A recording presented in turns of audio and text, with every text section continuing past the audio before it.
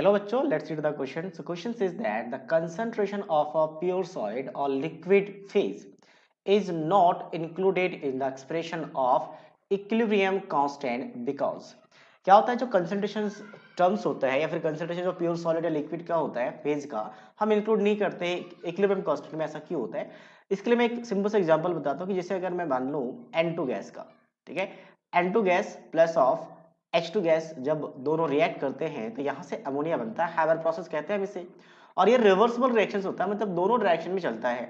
और जब कोई भी रिवर्सिबल रिएक्शंस हो तो ये इक्विलिब्रियम को अटेंड करता है, और इक्विलिब्रियम पे हम डिफाइन करते हैं एट इक्विलिब्रियम पे क्या होता है कि रेट ऑफ फॉरवर्ड और बैकवर्ड दोनों इक्वल हो जाता है। रेट ऑफ फॉरवर्ड और बैकवर्ड इक्वल हो जाता है, उस टाइम हम एक कांस्टेंट डिफाइन करते हैं जिसे कहते हैं इक्विलिब्रियम कांस्टेंट।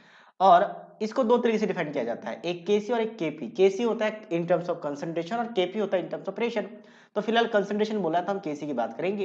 तो ये होता है concentration of product to the power their stoichiometric coefficient divided by concentration of reactant to the power their stoichiometric coefficient. तो कुछ इस तरीके से लिख सकते हैं। अब यहाँ पे क्या थे, सारे के सारे गैसेस स्पीसीज था तो हमने लिख लिया। बट अगर प्योर सॉलिड या प्योर लिक्विड हो तो हम उसे इंक्लूड नहीं करते। क्या रीजन है? चार ऑप्शन है।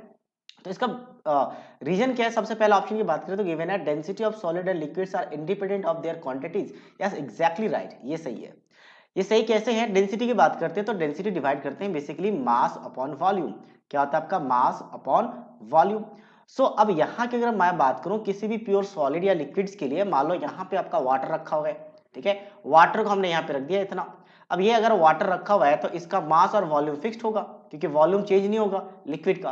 बट वही अगर मैं बात करूं यहाँ पे गैस रखा हुआ है, इस कंटेनर में हमने लिक्विड की जगह पे, यहाँ पे पहले क्या था, हमने लिक्विड रखा था, अब हमने यहाँ पे गैस रखा हुआ है। तो गैस का वॉल्यूम फिक्स नहीं होता, मास तो चलो फिक्स होगा, ठीक है, मास इज फिक्स, ये फिक्स है गैस के लिए, बट वॉल्यूम फिक्स नहीं है क्योंकि कंटेनर चेंज हो सकता है, इसका वॉल्यूम इंक्रीज डिक्रीज कर सकता है, तो डेंसिटी इंक्रीज डिक्रीज कर सकती है। और डेंसिटी इंक्रीज डिक्रीज आएगी तो उनके कंसंट्रेशन पे फर्क पड़ेगा, ठीक है, क्योंकि कंसंट्रेशन बेसिकली क्या होता है, कंसंट्रेशन की बात करें तो जो हम कंसंट्रेशन टर्म्स यूज करते हैं वो होता है number of moles divided by volume.